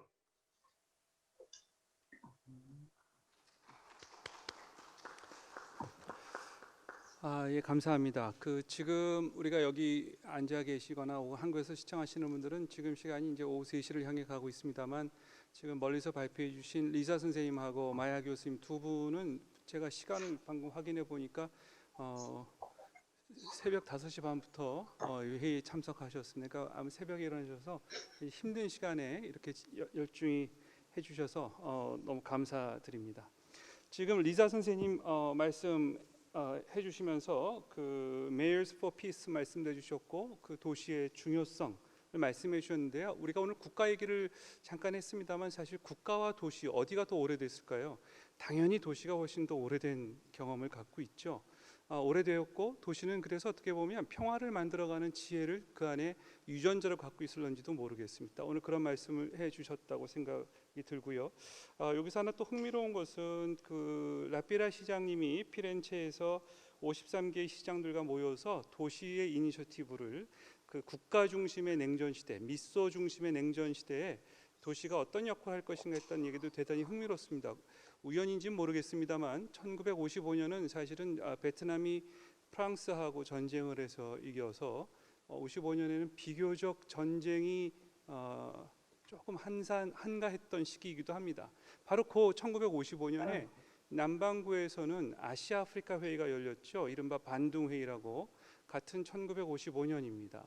그래서 거기도 똑같이 선언문 10개의 평화 원칙이 나왔고 아마 그런 흐름들이 이제 2020년이 되면서 또 코로나도 맞이했고 뭐 여러 가지 변화와 위기 속에서 우리 안에 사실은 새로운 대안을 모색한다기보다는 이미 우리 안에 있는 대안들이 훨씬 더 중심이 되도록 하는 이제 그런 자리가 오늘 이 노근리라고 하는 역사적 기억을 우리가 다시 상기하면서 대화를 나눌 수 있었던 것 아닌가 그런 생각이 듭니다.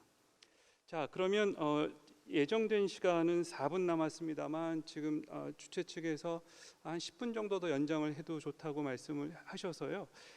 제가 준비해온 질문도 있습니다만 여기 지금 토론자, 그러니까 우리 지금 이거를 방청하신 분들께서 질문을 많이 주셔서 제가 요거를 그냥 하나하나 하기보다는 쭉 질문을 좀 드리겠습니다. 그래서 관계되신 선생님들께서 아마 한 번 정도씩 말씀 한 3분 정도 하시면 시간이 거의 가지 않을까 싶습니다. 그래서 본인한테 오는 질문에 대한 답과 전체 다른 분들 이야기한 자기의 소감을 아울러서 합쳐서 3분씩 말씀해 주시길 바랍니다. 우리 마야 교수님께 온 질문은 영어로 와서 그냥 바로 제가 영어로 읽겠습니다. To Professor Maya, there are many types of democracies. How do you build peace between liberal democracy nations and the ones that are more authoritative? 두 번 마야 교수님께 또 다른 질문이 있는데요. 분단 국가에서 평화라고 하는 것을 이루기 위해서 반드시 통일을 해야 되는가요? 뭐 이런 질문이 있었습니다. 그 다음에 네 분 모두에게 그 질문인데요. 뭐 아직 이게 확실하게 어떻게 될지 더 두고 봐야 될지도 모르겠습니다만 미국 대통령 선거 결과가 한반도 평화에는 어떻게 영향을 미칠 거라고 보시는지요? 이런 아주 시사적인 질문을 하셨습니다. 그리고 김영준 선생님께 좀 질문이 있는데요. 거대 담론에서 개인적인 흐름, 미시 담론으로 흘러가는 역사 인식을 흥미롭게 들었습니다. 그런 프레임으로 우리가 만약에 본다고 하면 한국과 북한의 미래 어떻게 볼 수 있을까요? 좀 추상적인 질문이라고 생각은 듭니다만 어떤 내용인지 아시리라고 생각합니다. 두 번째 역시 김영준 선생님에 대한 질문입니다. 이제 그 과거 이 노구니 사건을 포함해서 그런 한국 전쟁을 기억하고 경험한 세대가 거의 사라져가고 있는 70주년입니다. 남은 후손들이 통일의 필요성을 못 느낀 세대가 되어가고 있는데요. 이 미래 세대들한테 어떤 메시지가 필요할까요? 이런 질문을 주셨습니다. 그리고 우리 리자 선생님하고 그 다음에 우리 자이들 재단의 우리 소장님께 드리는 질문은 아까 이제 사람들 간의 접촉이 대단히 중요하다는 말씀을 주셨는데 지금 대북 제재가 굉장히 강한 이 한반도 상황 그리고 또 한반도 상황에서 내재적으로는 그런 욕구가 많이 있습니다. 그래서 마야 교수 표현을 빌자면 피스 키핑과 피스 빌딩 사이에서 왔다 갔다 하고 있는 그런 순간이라고 생각이 드는데요. 구체적으로 사람과 사람과의 대화를 우리가 조금 더 접촉을 늘려갈 수 있는 것이 이런 강대국 틀 속에서 어떻게 가능한지 그런 지혜를 좀 주셨으면 좋겠다 하는 질문이고요. 그 다음에 우리 리사 선생님께는 도시 이니셔티브가 대단히 중요하다는 것이 특히 한국에서는 올해 많이 느끼게 되었습니다.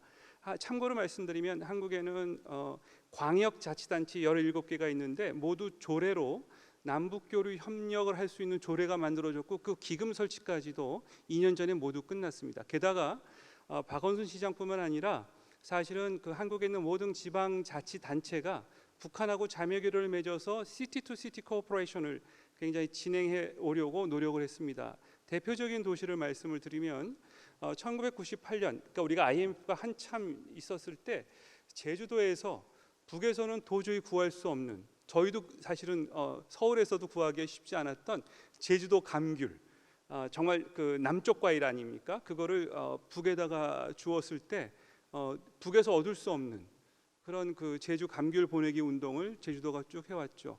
지금 문재인 대통령 정부도 분권형 통일 정책을 지향하겠다고 얘기했습니다. 그래서 남북 간의 시티-투-시티 코퍼레이션이 많이 이루어지겠지만 어떻게 보면 아까 Mayors for Peace 말씀도 하셨고 다른 도시들 간의 또 다른 협력, 도시 네트워크가 남북 간의 협력을 도울 수 있는 시티 코퍼레이션 인프라가 좀 생길 수 있지 않을까. 아마 유럽에 그런 지혜가 있지 않을까 싶어서 리사 교수님께 그런 질문을 던져봅니다. 시간이 많지 않아서 지금 나온 질문도 답하시기도 벅차리하고 생각이 드는데요. 3분씩 발제하신 순서대로 여쭤보도록 하겠습니다. 그래서 마야 선생님께서 먼저 한 3분, 시간은 3분만 드리는 점을 용서해 주시기 바랍니다. 저희가 또 다른 세션이 있어서 쉬는 시간을 할애하는 거라서요. 예.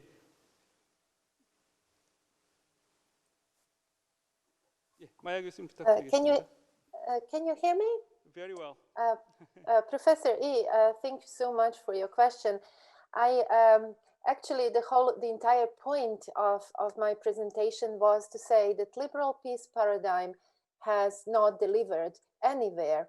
in the world, and it's not going to deliver in North Korea either. And unification of Germany, Eastern Germany, also is was contested process, and there is a very strong phenomenon of nostalgia for Eastern Germany and nostalgia for those times, which is not necessarily nostalgia for what is lost, but it is nostalgia for what people got instead. And we cannot ignore that. And we cannot enforce the liberal paradigm as the only true source of emancipation, while at the same time, trying to include the target population. I think that we are giving too much hyper agency to the West, and there is this underlying assumption that intellectual Europe, because it is an idea from Europe, is principal subject of world history, and that emergence of capitalism, industrialization in the West is the only real driver of history and the only real source of emancipation. I think that I also have a memory from a Korean school in Tokyo that we visited together in January this year, and teacher's daughter, 30-year-old daughter who was helping, showed me on her mobile phone that she has a screen of a movie, Underground, from former Yugoslavia. And it is a nostalgic movie for the lost country. And she said she watched it 3 times, and the movie is 3-hour-long movie. And I think I understood that the sentiment, again, it is not about what we are losing, what people will lose there, and people, but what they're going to get instead. And I don't think that imposing liberal peace paradigm, including the post-liberal critique that is trying to include the target population, is going to give a true result. My final point is that we need a new peace epistemology in order to truly have any chance for a successful peace process and potential unification of 2 Koreas. Thank you very much. 예, 짧은 시간에 그 발표 내용 한 번 더 잘 부각시켜 줘서 고맙습니다. 아까 그 통역 중에 그 올해 마야 선생님이 방문했던 동경에 있는 학교는 도쿄 한국인 학교가 아니라 도쿄 조선인 학교입니다. 그러니까 그 뭐죠? 그러니까 우리 저 남한 쪽이 아니고, 예, 그래서 그거 하나 제가 수정해 드리고요. 예, 아까 말씀하셨던 자유주의 포스트 리버럴 크리틱, 그다음에 이제 그걸 더 벗어나서 새로운 평화 패러다임에 관한 이야기를 강조해 주셨습니다. 제가 이 산문식 발언을 요약이라든지 토를 달지 않도록 하겠습니다. 시간 관계상. 예, 자, 그다음에 김영준 선생님 부탁드리겠습니다. 네, 좋은 패널분들하고 같은 시간 보니까 너무 영광이고요. 리사, 마야, 버나드 그 선생님들께 너무 많은 걸 배울 수 있었습니다. 저한테 주어진 질문은 거대 담론에서 미시 담론으로 진행될 때 한국과 북한의 미래를 어떻게 우리가 봐야 되는가, 거기 하나 있고요. 또 하나는 통일의 필요성을 못 느끼는 젊은 세대가 등장했는데 어떤 통일에 관한 어떤 메시지가 있을 것인가, 이 2 가지입니다. 저희 리자 선생님하고 마야 선생님 말씀하신 거하고 다 동일한 것 같아요. 저희가 이제 거대에서 미시로, 지금 특히 리사가 발표했던 도시간 이런 것들이 이제 대표적으로 저희가 볼 수 있는 좋은 사례죠. 지금 저희가 남북관계가 한참 진행 중일 때 제가 동참했던 것 중에 하나가 평양, 서울, 워싱턴, 런던을 중심으로 유스 콘테스트를 준비했었어요. 에세이 콘테스트.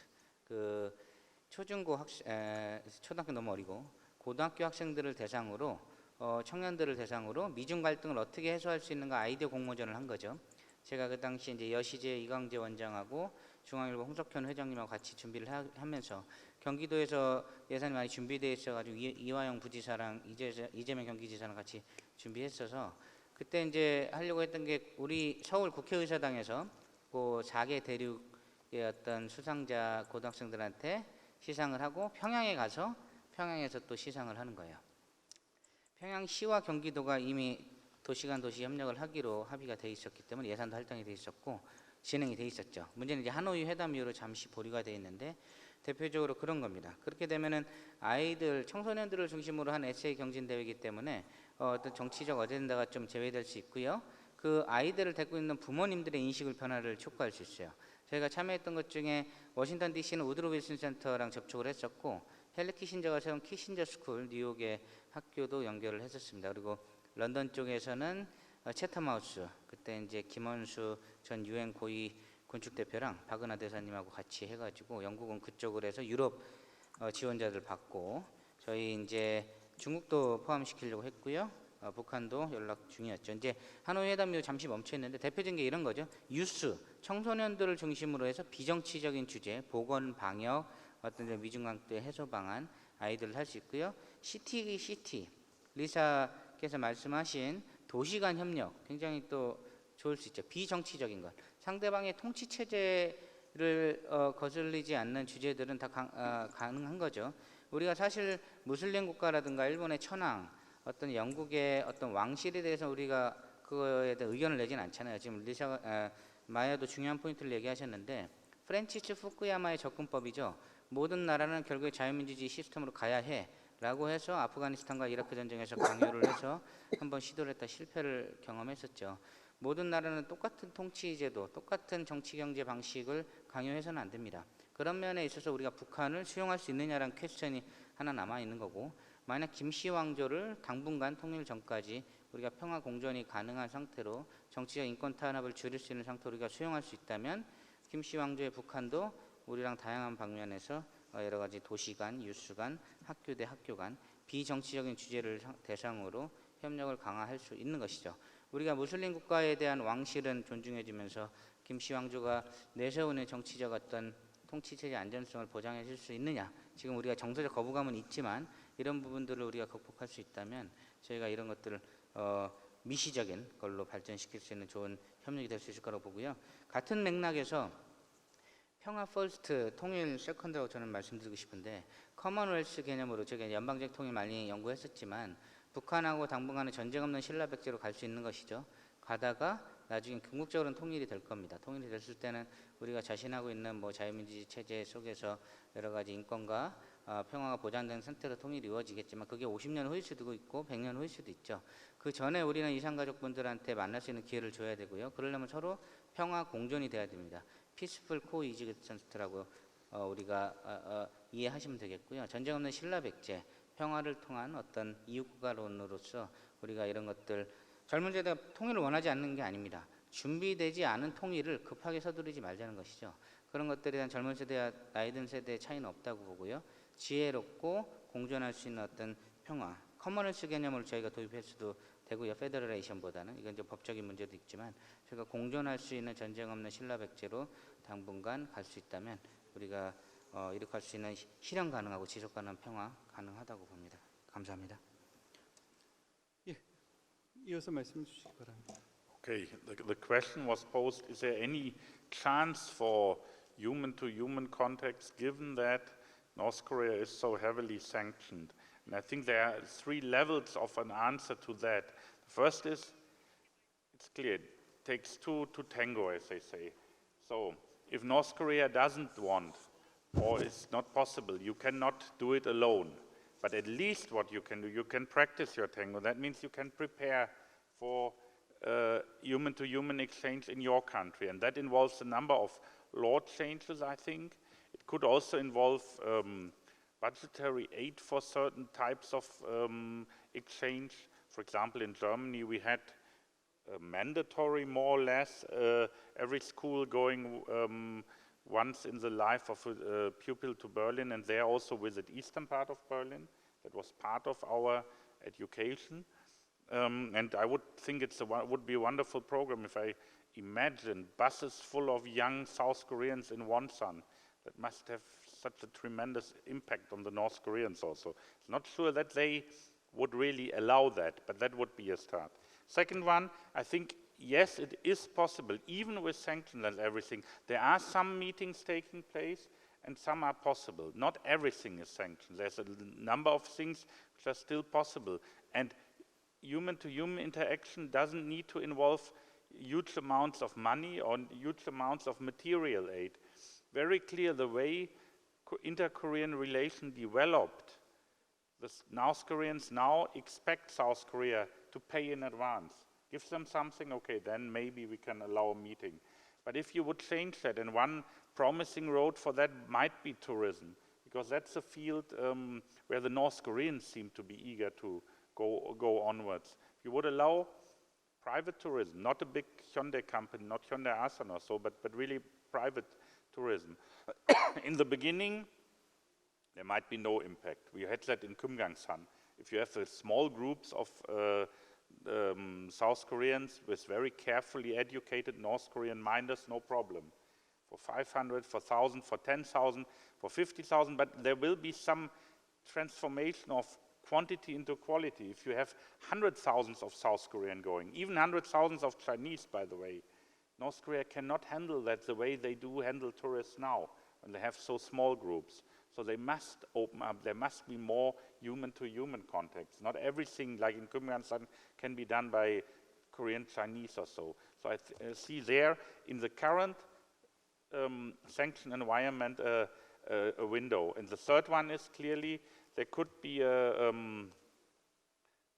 creation of a realm of the non-political, which we, I think, believe had in Germany. Nobody would ever have questions, family meetings, or would have thought of regulating them or interdicting them because political relations were not good. So to create such a realm where you simply say it's not the business of the state to do, the people have to do themselves.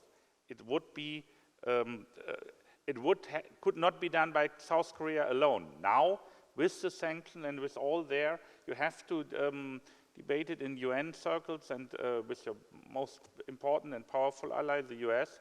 But you could work for that. I could tell a lot to you about sanctions because I'm an economist. It's one of my favorite topics, and I believe in some sanctions, but I don't think the one we have now are very helpful. I believe in the goals of sanctions, denuclearization, but I don't think they will lead there. But that's such a big discussion. I will leave that for the next 10,000 forums we have here in South Korea.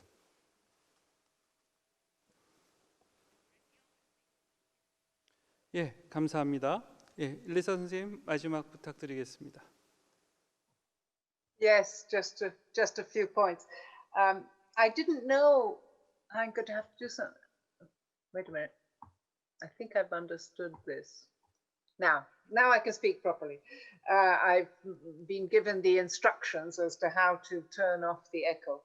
I didn't know about the 17 municipalities or municipal governments that had a program, inter-Korean program with a budget even. That is fantastic. And but what really strikes me is the fact that none of us outside of Korea know about this. And therefore we have a completely different idea of what is going on. I apologize again for not being an expert on Korean issues. I do know a little bit about Jeju, the island. We gave the people of Jeju our Peace Prize a few years ago, about 5 years ago, I think it was, for their resistance to the militarization, for their non-violent resistance to militarization of a section of their island. However, I do firmly believe in the people-to-people contact, and I think that it can also approach what you both seem to be calling political issues. I stand by my proposal to have local governments speak up about denuclearization themselves. I uphold that because it is cities who are at risk. It is cities, therefore, who have the greatest legitimacy to speak about denuclearization. Nuclear weapons, I repeat this because it's something nobody usually says, were the only weapons invented exactly, precisely to destroy cities. They were against the Geneva Convention before they were invented. And therefore, I believe that cities can do that and that cities should do that. And of course, it would be difficult for just Korean ROK and DPRK, even together, for just Korean cities to do that.